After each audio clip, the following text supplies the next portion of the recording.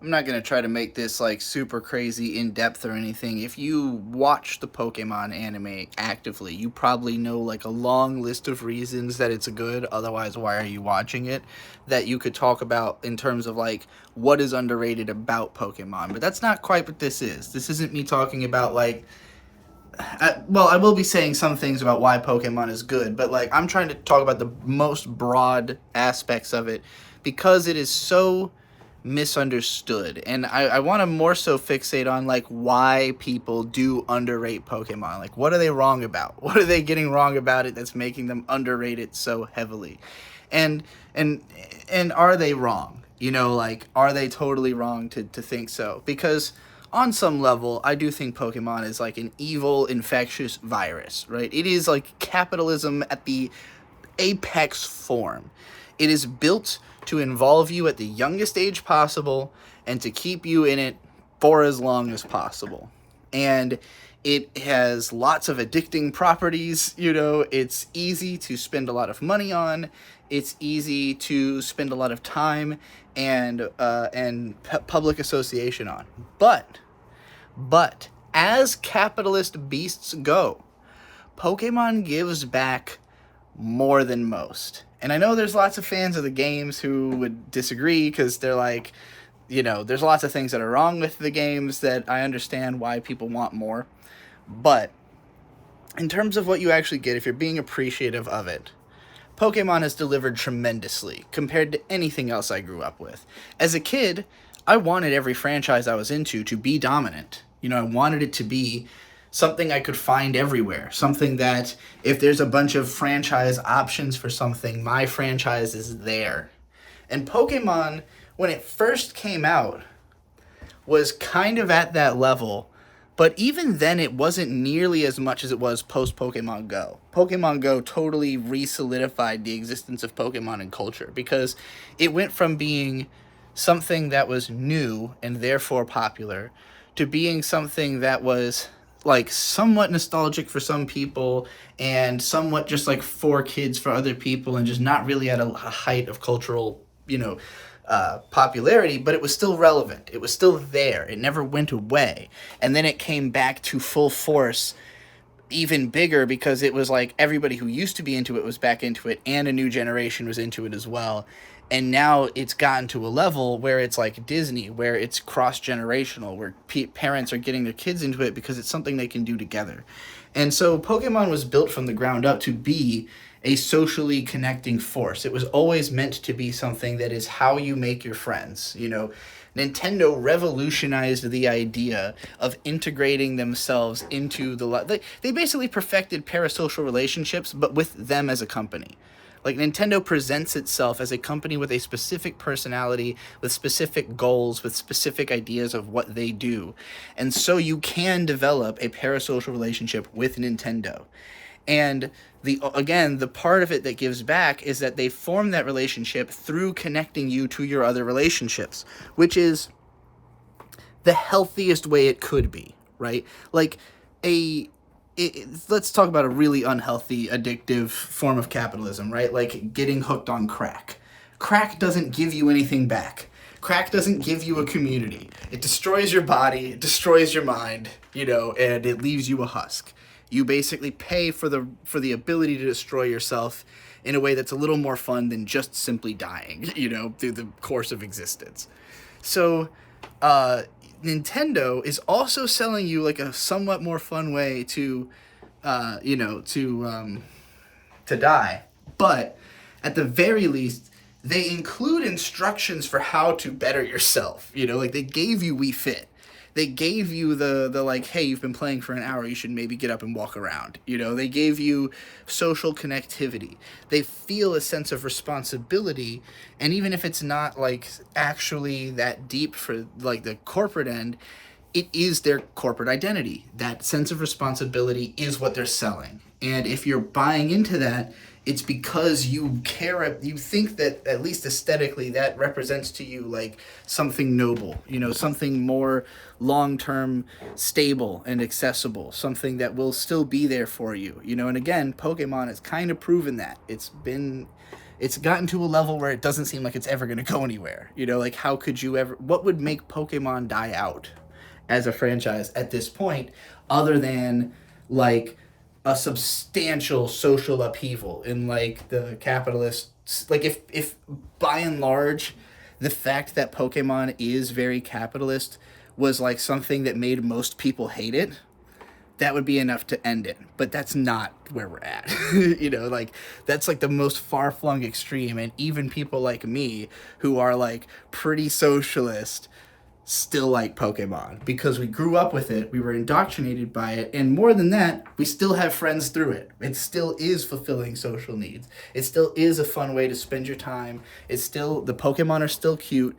You know, I keep, literally every time I walk across this room right now, I'm passing by Charmander over there in the corner, fucking Grookey back there in the corner, fucking Sliggoo over here on the desk. Like, just they're everywhere because they're pleasant to look at. You know, there's nothing like I know I spent some money to get one of those, you know, plushies, but like how much that was is immaterial to how much I've, you know, how nice it is to have those things around, you know, like Pokemon is something that generates value for itself. It's the reason why the games keep going up in price, because people just keep caring more about it over time. You know, it only gets deeper into your soul, deeper into your consciousness. So in that sense, I've spent like 7 minutes just making the point about how Pokemon is evil capitalism, but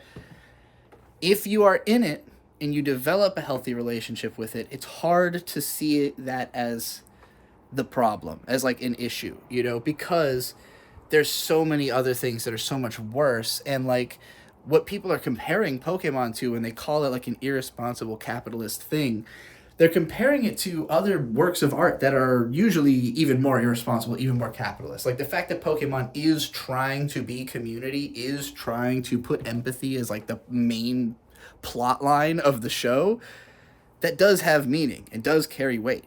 You know, for me as a kid, that part mattered. It wasn't like just about looking at cute Pokemon. It was the messaging that mattered. And so another part of the messaging that I've seen talked about is that Pokemon like doesn't promote like healthy values, or doesn't, like, the overall messaging of the show is unheroic because it's about like making animals fight, and it's got again all these capitalist suggestions and stuff, and it's just kind of shallow in certain ways, and the main characters are not like great people, you know. And I think that if you look at Pokemon the TV show like a sitcom, where the characters are supposed to kind of start off as like dumb assholes, and the world is constantly proving that they're dumb assholes, but that like through the couple of worthwhile traits they have are the ones that keep resolving situations, you know? So it's like they get themselves into a dumb situation through dumb decision making, but then because there are a couple things that are good about them, then they can resolve the situations, and as the episodes go on, they start, you know, as people keep telling them like, hey, this thing about you, more of that, less of the other thing, you see the characters evolve, you know. And so they're, even though it's super long form, there is an evolution to the characters, and it, to me as a kid, again, was obvious that that would be the case. That like the way the show presents itself is it's an adventure, it's about self-improvement, it's about leveling up. Ash wants to be a Pokemon master, but he fucking sucks at the start of the show. He is bad at every aspect of it, except for one thing he's really good at: loyalty. Absolute loyalty to his Pokemon. And the fact that he is more loyal to his own Pokemon than he is to other humans or to anything else in the world is the like central core tenet of the show. It's that loyalty, once he, when he extrapolates on that loyalty, you know, he becomes a better trainer. And like exploring the idea that like some of his Pokemon would be disloyal to him because they don't actually trust him is like the major theme of, you know, the reason he loses the Pokemon League in the first season is because his Charizard doesn't respect him. And the arc he goes on from that point forward is about developing a respect relationship with Charizard. again, through proving his trust, proving his dedication. And eventually, Ash does become a good person who essentially starts taking on proteges after the Johto League, but the show only kind of half steps in presenting it that way because they always want to keep him being like a 10-year-old who's on his own adventure. It doesn't really make sense. But, nonetheless, he basically completes an arc and becomes a teacher. And I think that you have to really engage with the show on its own terms to like even understand it that way. Like you have to watch it with the mindset that it is an evolving story and that it like always should be. And again, as a kid, that seemed natural to me. And so that's another thing I want to talk about why I think this show and movies and everything about it didn't hit with certain audiences. And I guess the motivation for me to make this is we had a group watch, like 11 or so people, of Pokemon the first movie and Pikachu's Vacation. And as Pikachu's Vacation was playing, I was just thinking like Pikachu's Vacation is to me a masterpiece. Like every single second of it is memorable. All of it is instantly understandable. There's no dialogue in the film. Like there's a Pokédex voiceover that they added in. Doesn't really add much, like you can understand what's happening without the voiceover. You just watch the Pokemon and they're just emoting through body language and movement, and the plots are like sort of Looney Toony, but with the edge of like the unique aspects of Pokemon being utilized to create this whole world. Like it feels very alive. Everything about the world makes sense, and it really establishes everything about itself within itself. And what I mean by that is you don't have to watch or consume any other piece of Pokemon media for Pikachu's Vacation to make sense, as long as you don't ask yourself stupid questions. Like, if you don't watch the movie with the mentality of like, well, I don't know what any of these things are, fucking find out through watching the movie like you would any other movie, and you will quickly learn. And I was thinking about this because to me as a kid, this is the main reason I did care. Like, the main reason I cared about Pokemon is because the anime and the films did such a good job of characterizing the Pokemon that had no fucking personality in the video game. The video game, it just was a little pixel character. It makes a dumb noise. You get like a one-sentence description of what it does, and it has some attacks. None of them did you understand how they move, how do they look from other angles, like what do they sound like for real though, not like, which is what most of the noises were in the game. Like, how do they act? What are the personalities of the Pokemon? Like, the show was constantly brimming with personality. Every single Pokemon has a distinct way of being in the world. The world felt very vibrant and alive because it's like kind of like our world, but because Pokemon exist and we've integrated with them so heavily, everything is like a slant version of our world. But if Pokemon existed, like if science had happened because of Pokemon instead of because of just figuring out science by ourselves, and coming to a lot of the same conclusions about what to do. But because Pokemon aren't like that different, like they kind of make sense slotted into our reality, which is why they're such an effective fantasy, is that they're like just next to reality.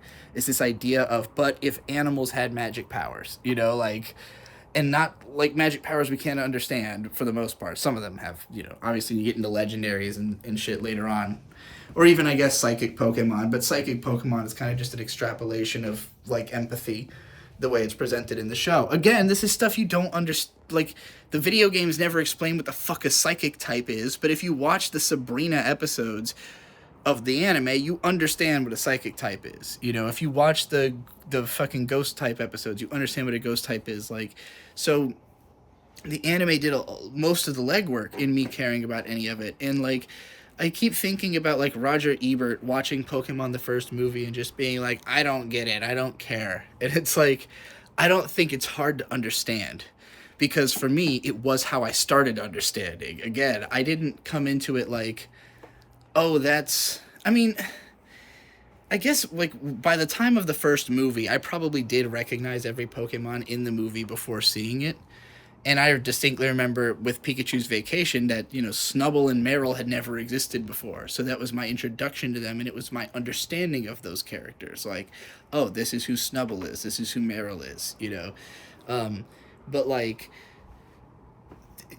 the only reason I had understanding of all the other Pokemon, again, was through the show. Like, sure, I had seen them all in the Pokedex on the website after I got into the show. I had the Pokemon cards after I got into the show. But the show is what made me care.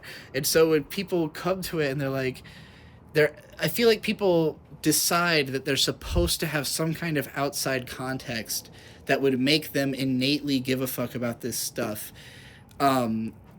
Instead of just taking it on the face and caring about it because it's good, or caring about it because of it is what it is. And, like, if it's not innately appealing to you, if you look at it and the visuals don't strike you, it's just not for you. It's not that it's, like, bad because it's people. I guess I'm stuck on, like, how hard Roger Ebert worked to come up with a reason that he could give Pokemon, like, a 1-star review, and it's like, maybe you shouldn't have seen the Pokemon movie. Like, maybe you shouldn't have reviewed the Pokemon movie, because I don't think it was for you, and, like, I understand that on some level reviewers are speaking, like, in his case, he's speaking to the audience of Roger Ebert, he's thinking people who are not going to like the Pokemon movie.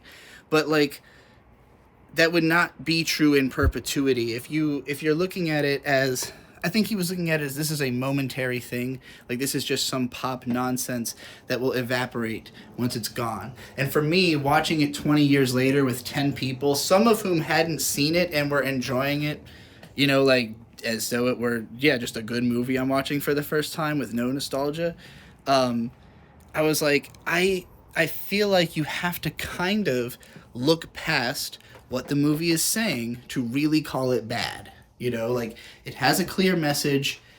It resonates. It's the kind of thing that makes kids, like, cry and remember it years later.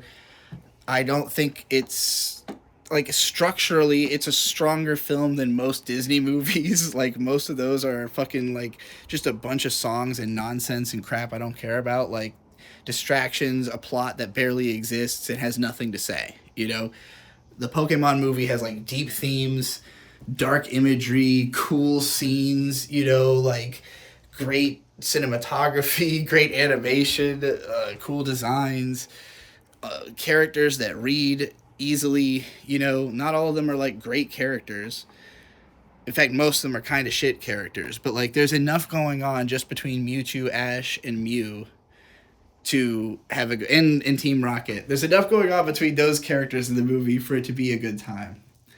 I just think, basically what I'm trying to say is, Pokemon has always, the anime in particular, has always been underrated in my mind, because people look at Pokemon like, oh, well, it's about the games, or it's about the mechanics or the systems, or it's just about the Pokemon themselves or whatever. And I'm like, to me, the anime is what gave all of it meaning. None of it meant shit until it had a story behind it, And to me, it's always been the core of the franchise. Like, the more interested I am in the anime, the more likely I am to learn what the fuck the deal is with all the stupid Pokemon, that I'm not going to bother going to all this trouble, not only to catch, but then to actually play with, like, every unique Pokemon. Just show me what they do, in the fucking show. Okay, I think that's all I have to say. Here's the shout-outs part. Alright, shouts out to all of my current members, who include Curb Man, Crystalline Fos, Erratic Drop, Yakuman, Zydeas, Zinc, Mining God Bruce, Hewan, Radio Knights, The Rabbit, Brianna W., Baba Gadusius, Max Potion TCG, Petrichor VT, Pika Pika 2000, Sister of Scarlet, Kudere-kun, Mayday from Space, Spectral, The Mr. Grafixable, Oh My Guy, Yodiland Wizard, Commenter number 456, Spacey Filmer, Your Stuff is Cool, CC, Plague on Humanity, ASE Presents, Denakori, Brody, Z-Cypher, Gary Always, Gigadonk, Zerakiel, Zen Huxtable, Duncan264, Gassy Hall, Taperclip, and Night Night. I saw some new names in there, but I would assume that some people had to have left for there to still only be 40 people, but I can't tell who left. Well, Hopefully they'll be back. I see some rejoiners here as well. So thank you for rejoining or joining in the first place or upgrading. Some of you did that too. Shouts out. Seriously, this is how I make my money. So thank you.